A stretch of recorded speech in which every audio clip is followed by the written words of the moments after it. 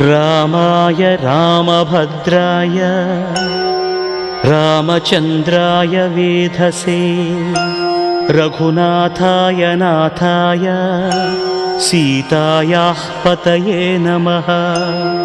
श्रीराम राम रघुनन्दन राम राम श्रीराम राम भरताग्रज राम राम श्रीराम राम रणकर्कश राम राम श्रीराम राम शरणं भव राम राम।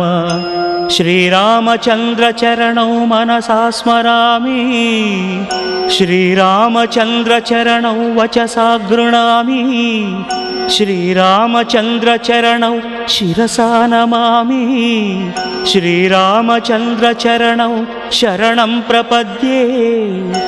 माता रामो मत्पिता रामचन्द्रः